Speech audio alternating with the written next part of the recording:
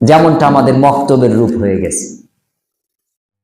অধিকাংশ মক্তবগুলি 3 মাস একজন টিচার থাকেন, ইমাম থাকেন, এরপর পরিবর্তন হয়ে যায়, আবার আরেকজন আসেন, তিনি এসে আবার পড়ানো শুরু করেন, উনি আবার 3 মাস 6 মাস থাকেন, আবার আরেকজন আসেন, শুধু পরিবর্তন হয়। আর আমাদের বাচ্চাগুলি মসজিদে মক্তবে আসে, ওইভাবেই শুধু আলিফ বা তা সা এই পৃষ্ঠাই পড়ে।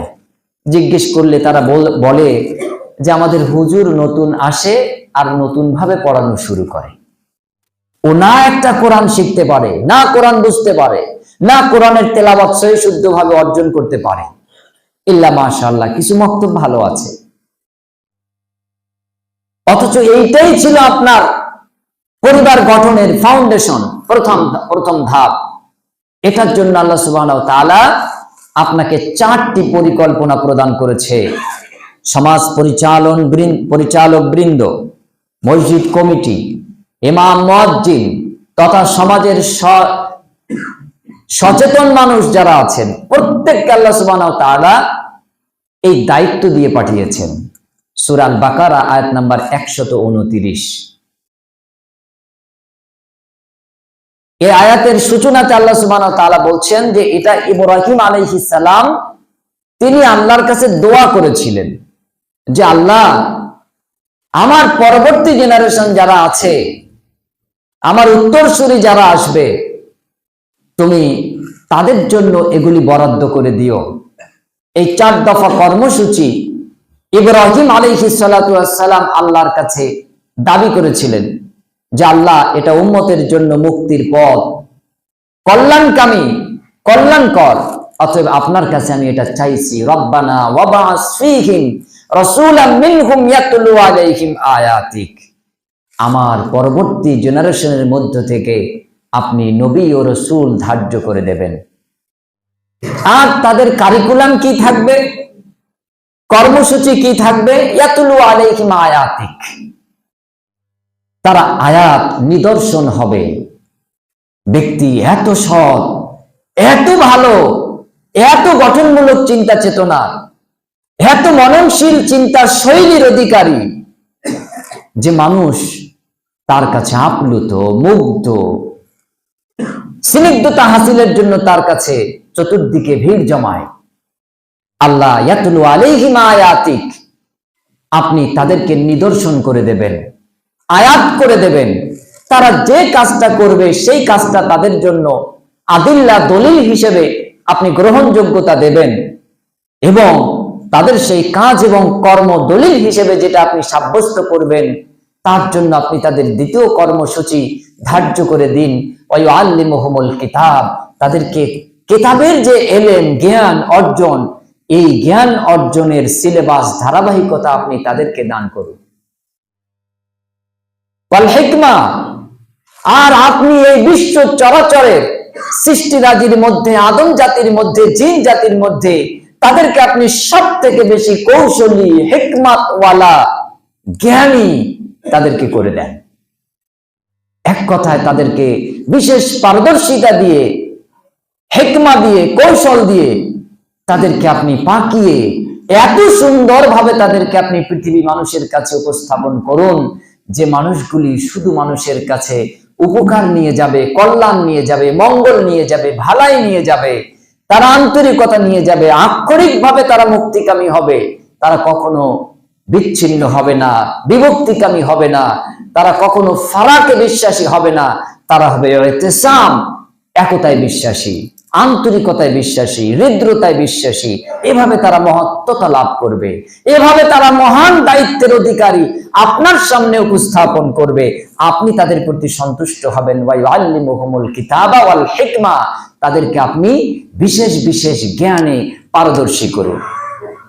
ইব্রাহিম আলাইহিস সালাম দোয়া করছেন। 4, ওয়ায়ুযাক্কিহিম, আর আল্লাহ তাদেরকে আপনি তাজকিয়া শক্তি দিন, প্রখর মেধা শক্তি, ক্ষুরধার চিন্তাধারার অধিকারী করুন।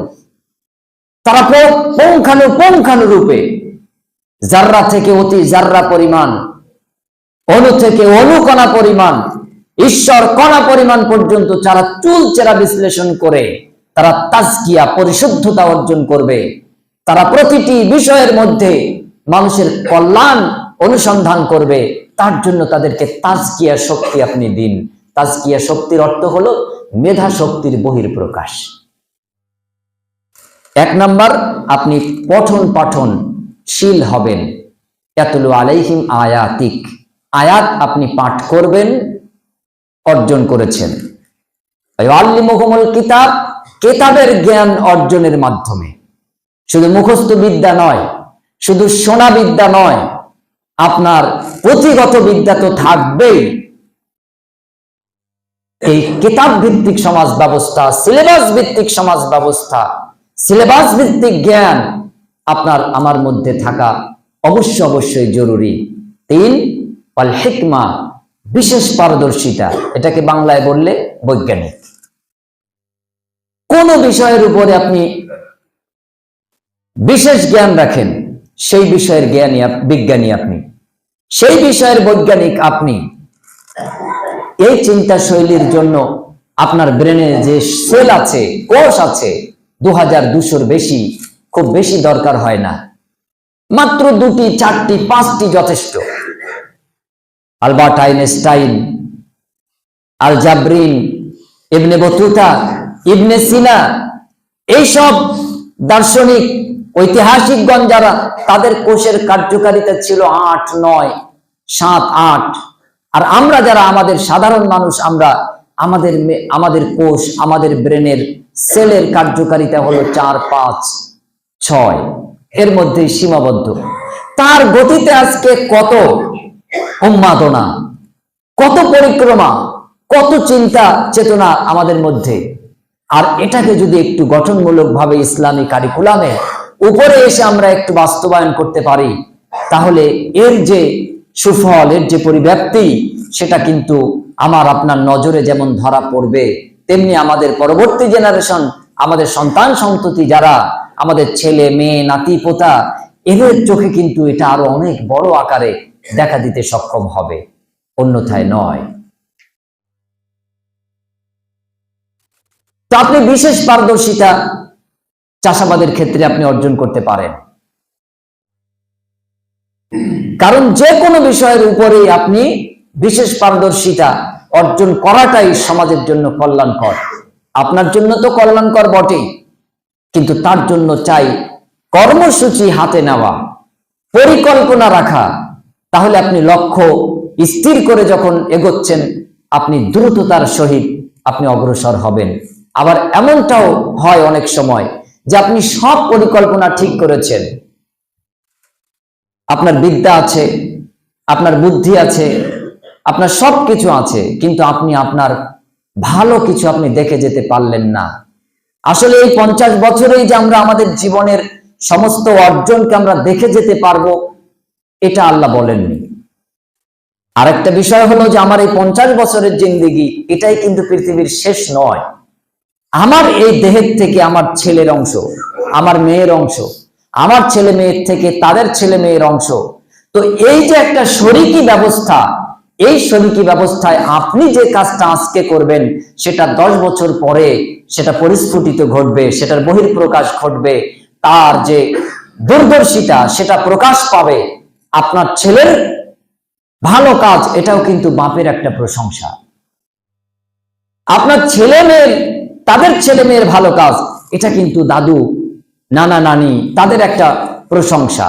মানুষ বলে, দেখো এটা অমুকের অমুক, এটা অমুকের পুত্র, অমুকের নাতি, ইত্যাদি। এই কাজগুলি কেন হয়? কারণ তাদের সেই চিন্তা চেতনা ছিল। এখন 4টি কর্মসূচি, সানাউল্লাহ অমৃতসরী, নাজির হোসেন মুহাদ্দিস দেহলভী, শাহ ওয়ালিউল্লাহ মুহাদ্দিস দেহলভী, আব্দুল আজিজ মুহাদ্দিস দেহলভী, তথা আমাদের নিকটবর্তী একেবারে মাওলানা আকরাম খাঁ পর্যন্ত যারা এই আন্দোলন করেছেন, এই সংগ্রাম করেছেন, এই জবানি তারা বারবার দিয়েছেন, সেটি ছিল শিশু শিক্ষা কেন্দ্রকে মজবুতকরণ এবং তাকে দাঁড় করিয়ে রেখে তার উপরে প্রাথমিক শিক্ষা ব্যবস্থা, উচ্চ মাধ্যমিক, তারপরে কলেজ, ইউনিভার্সিটি নির্মাণ করা। কিন্তু বর্তমান শৈলী চিন্তা চেতনায় আমরা এই প্রাথমিক শিক্ষা ব্যবস্থা, কলেজ, ইউনিভার্সিটি এগুলি তৈরি করায় আমরা ব্যতিব্যস্ত। মধ্য শিক্ষা পর্ষদ কারিকুলাম, সিবিএসই কারিকুলাম, আরো যেসব কারিকুলাম আছে এগুলি নিয়ে আমরা ব্যতিব্যস্ত।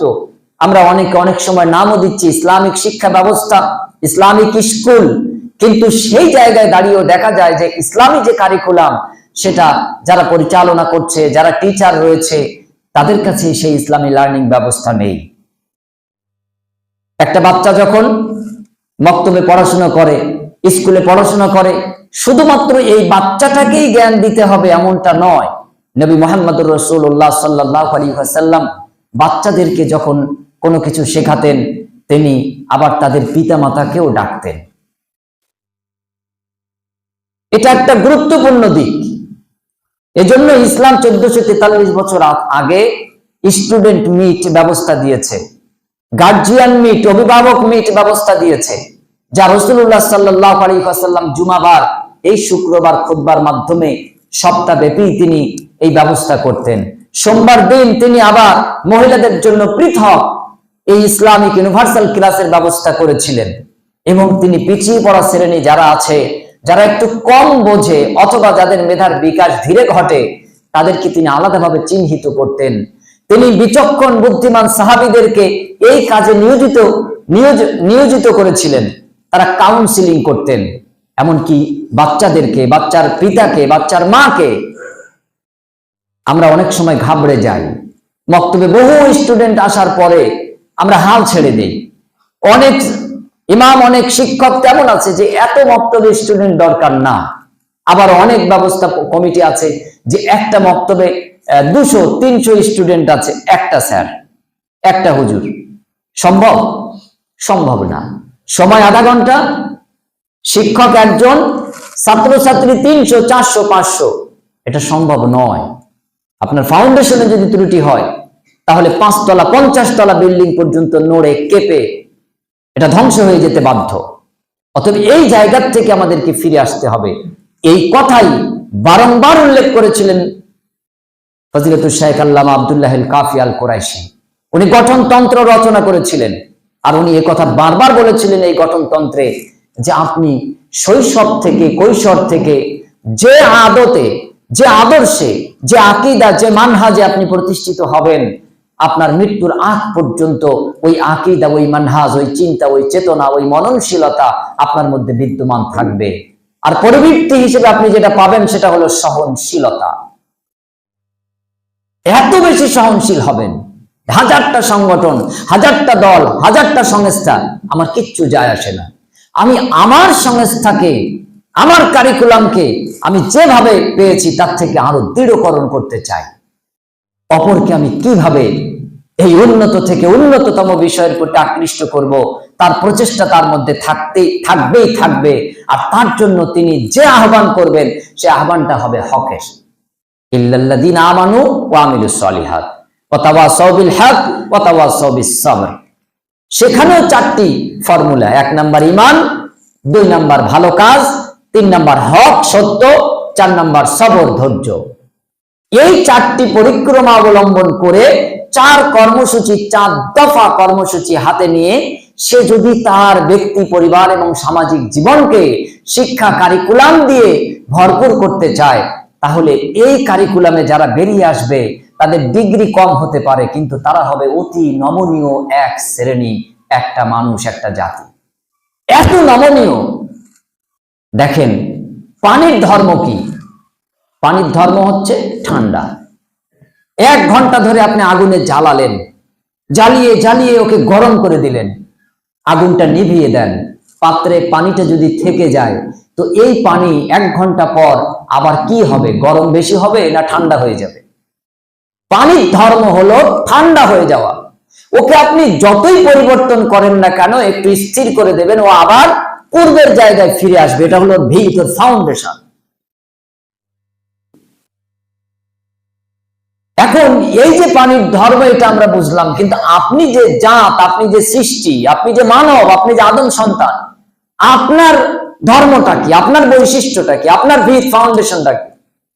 আপনি নমনীয় হবেন, সহনশীল হবেন, ধৈর্যশীল হবেন, সবরকারী হবেন। আর এগুলি আপনাকে ত্বরান্বিত করবে। সেটাই হলো এডুকেশন, শিক্ষা, এলেম। তার জন্য আল্লাহ বলছেন আল্লামাল কোরআন, আমি আগে কোরআন শিখিয়েছি, খলাকাল ইনসান, তারপর মানুষকে সৃষ্টি করেছি। এরপর কি করেছি? আল্লামাহুল বায়ান, ওদেরকে আমি বয়ান ভাষা শিখিয়েছি। কারণ এই কথা দিয়ে, এই বিবরণ দিয়ে, এই ভাষা দিয়ে, এই শব্দ দিয়ে, এই অস্ত্র দিয়ে আপনি মানুষকে মুগ্ধ করতে পারেন, দূরেও ঠেলে দিতে পারেন, বন্ধু বানাতে পারেন, আবার শত্রু বানিয়ে নিতে পারেন। তো এই মুখ থেকে যখন আপনার কথা বার হবে, তো এই কথা বলার ফ্যাক্টরিটা কি? সেটাই হলো শিক্ষা, এলেম।